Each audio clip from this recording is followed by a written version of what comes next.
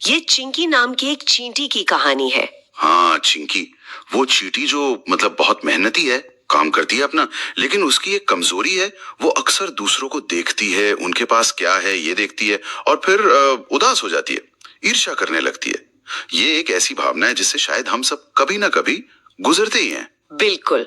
और आज हम इसी कहानी के जरिए ये समझने की कोशिश करेंगे कि ये जो तुलना करने की आदत है या दूसरों की चीजों को देखकर जलना, ये कैसे धीरे धीरे हमारी अपनी खुशी, यहाँ तक कि हमारी क्षमता को भी कम कर देती है। हाँ, और हम सिर्फ कहानी के सबक तक ही नहीं रुकेंगे, बल्कि ये भी देखेंगे कि इसके पीछे की जो सोच है, जो व्यवहार है, असल में क्या चल रहा होता है। सही। तो हमारा मकसद है इस सीधी सादी कहानी से कुछ गहरे और काम के नुक्ते निकालना।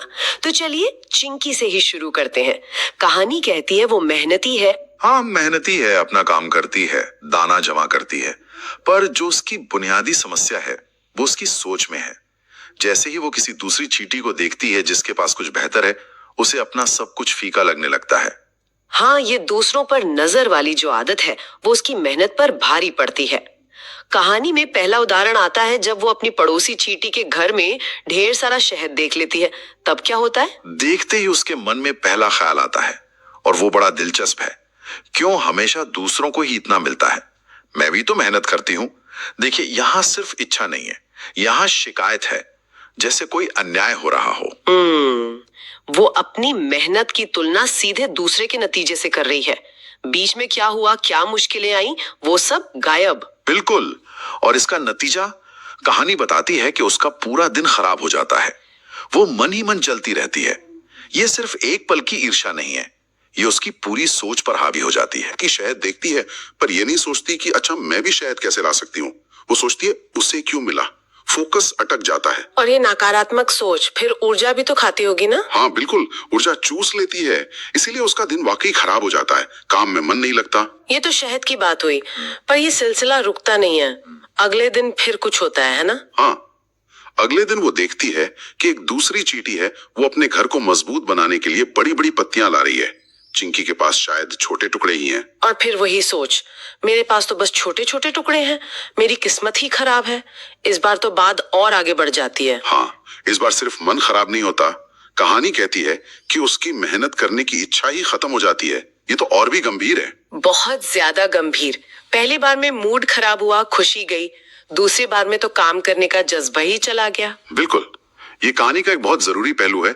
लगातार तुलना और नकारात्मक सोच हमें कैसे एकदम निष्क्रिय, मतलब पैसिव बना सकती है। वो किस्मत खराब है का लेबल लगाकर एक तरह से कोशिश करने से ही मुंह मोड़ लेती है।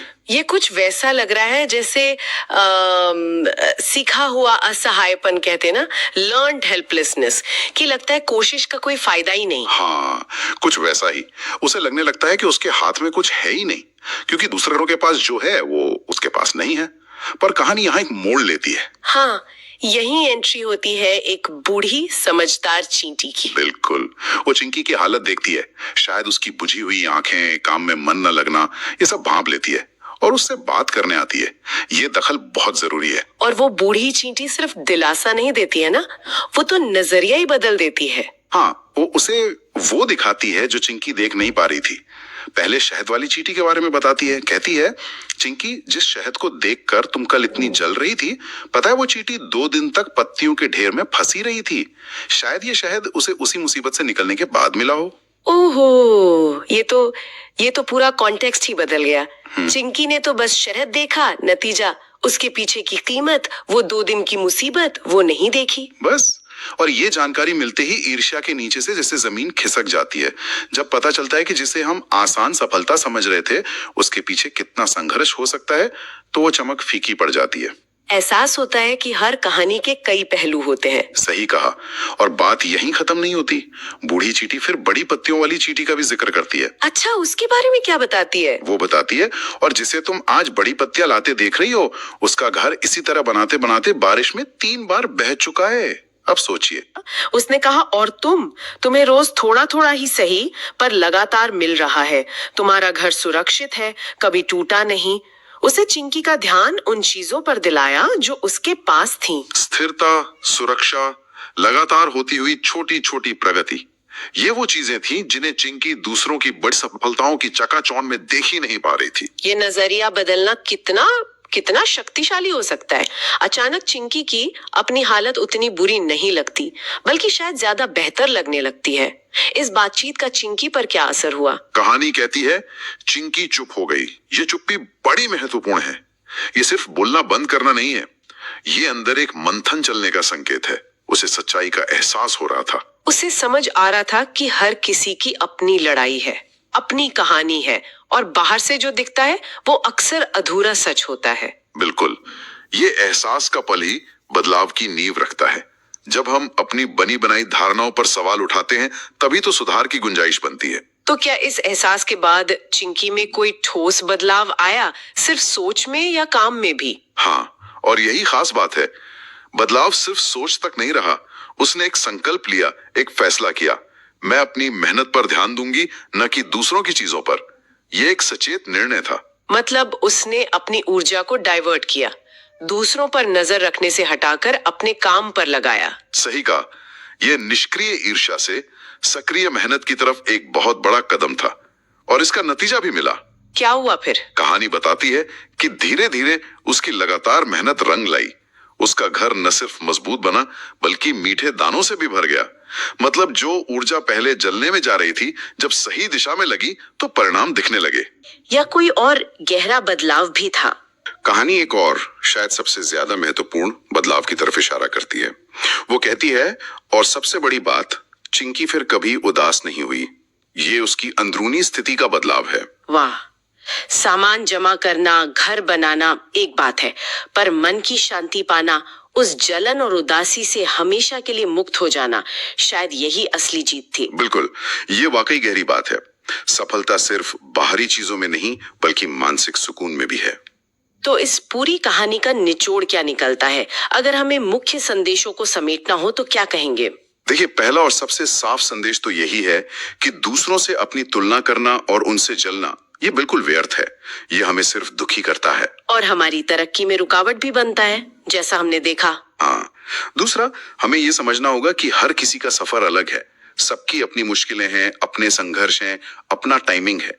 जो बाहर से चमक रहा है, जरूरी नहीं वो आसानी से मिला हो। उसके पीछे की कहानी जानना जरूरी है, या कम से कम ये मानना कि एक कहानी होगी जरूर। तीसरा, जैसे बूढ़ी चींटी ने किया, हमें कभी कभी रुक कर देखना चाहिए कि हमारे पास क्या है।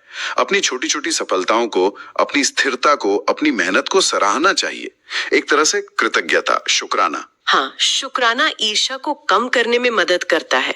और चौथा संदेश? चौथा और शायद सबसे प्रैक्टिकल संदेश चिंकी के संकल्प में है। अपनी ऊर्जा और ध्यान को दूसरों से हटाकर अपने काम पर, अपनी मेहनत पर, अपनी बेहतरी पर लगाना। फोकस बदलना ही कुंजी है। बिल्कुल।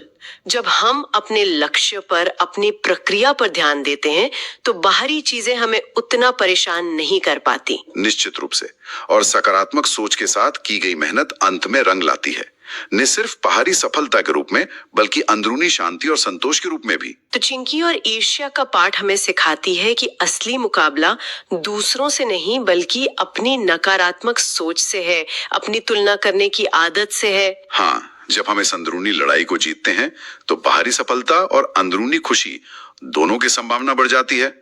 ये याद दिलाती है कि हमारा रास्ता हमारा अपना है, हमारी रफ्तार हमारी अपनी है, और हमारी सफलता की परिभाषा भी हमारी अपनी होनी चाहिए, दूसरों के पैमानों पर आधारित नहीं।